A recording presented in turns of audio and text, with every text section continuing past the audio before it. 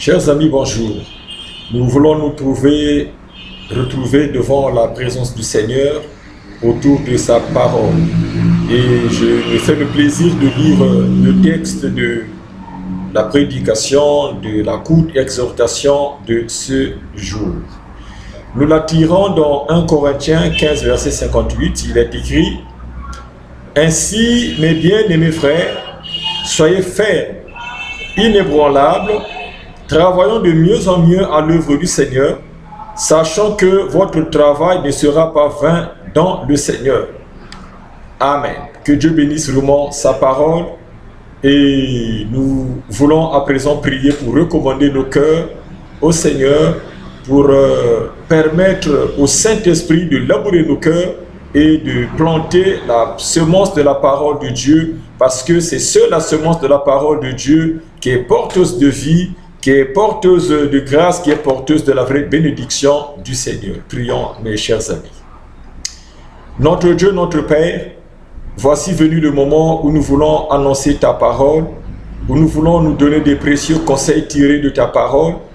Dispose de nos cœurs et que le Saint-Esprit soit à l'œuvre, qu'il fasse reposer sur moi la grâce et l'onction nécessaires pour livrer ce message au nom de Jésus-Christ. Amen. Le Seigneur Jésus a beaucoup enseigné sur l'importance de la fidélité.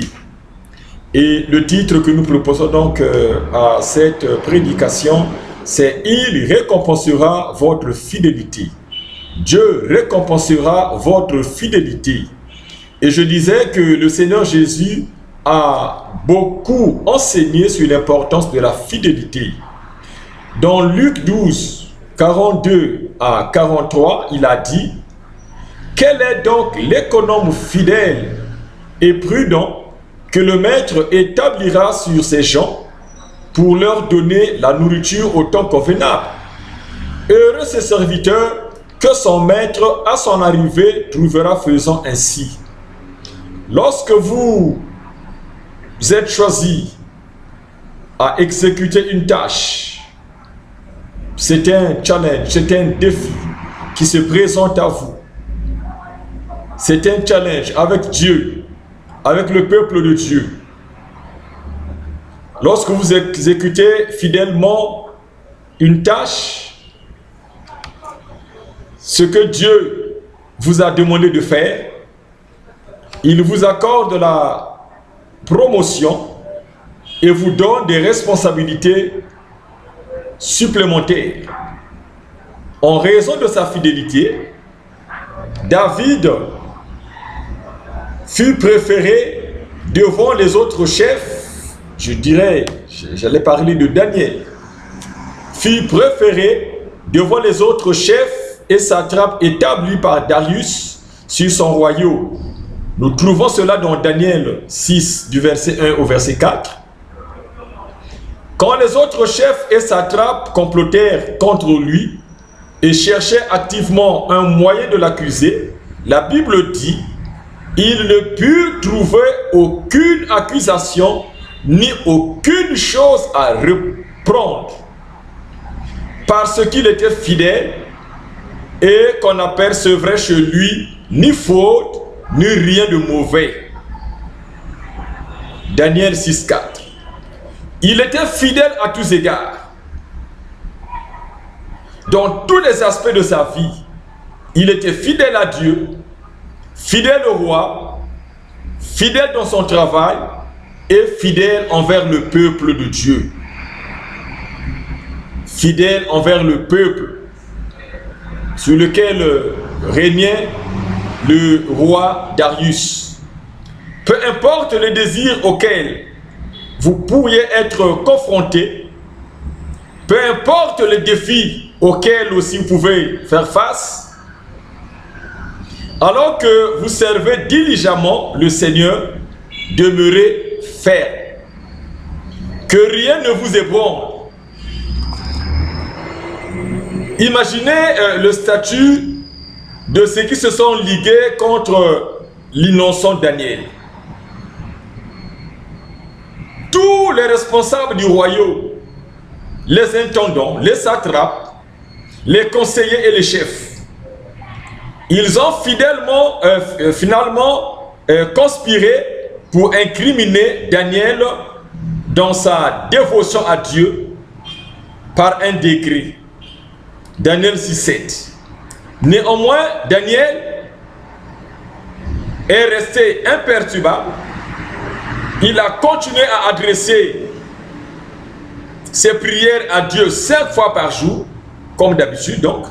Bien sûr, cela lui a coûté la punition brutale de se voir jeté dans la fosse aux lions, mais Dieu a fermé la bouche, la gueule des lions.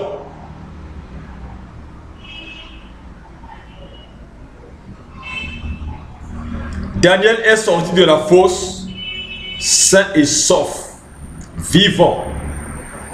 Votre foi dans le Seigneur et votre fidélité envers lui vous fera toujours triompher, bien-aimé. Il y aura des complots, il y aura des tentatives parfois à vous supprimer physiquement, mais si vous restez fidèle à Dieu, ce Dieu-là est prêt à vous protéger. Si le temps de vous retirer de ce monde n'est pas arrivé, il fera échouer toutes les malices, toutes les ruses, toutes les manœuvres de vos ennemis, de vos adversaires. On peut donc compter sur ce Dieu et continuer donc à le servir fidèlement, loyalement, parce qu'il est le garant de notre paix, il est le garant de notre protection, il est le garant de notre sécurité. Dans votre service au Seigneur, soyez diligents, soyez zélés et restez focalisés sur la tâche, sur les priorités liées à l'œuvre de Dieu, liées à la tâche à laquelle le Seigneur vous a assigné. Soyez fidèles. Ne pensez jamais que votre service dans la maison de Dieu n'a pas d'importance, ou que cela passe inaperçu. Rien ne sera vain dans tout ce que vous faites. Si vous le faites de manière loyale, si vous le faites d'un bon cœur, si vous le faites avec comme motivation l'amour de Dieu, l'amour des frères, si vous le faites pour la quête essentielle de la gloire de Dieu, des récompenses y sont rattachées. Ne vous attendez pas à un an pour une quelconque récompense. Même si on dirait que personne n'apprécie ce que vous faites, souvenez-vous toujours que votre Père Céleste voit tout ce que vous faites et la manière dont vous le faites. Et il vous récompensera à cause de votre fidélité à le servir. Prions le Seigneur. Cher Père Céleste, je te remercie pour le privilège de te servir et d'accomplir la destinée que tu as créée pour moi. Je demeure ferme, inébranlable et imperturbable devant les circonstances, même les plus controverses, comme je te sers avec diligence, consacrant ma vie entière à ton œuvre, parce que je sais que mon travail n'est pas vain. Au nom de Jésus-Christ, que Dieu vous bénisse. Amen.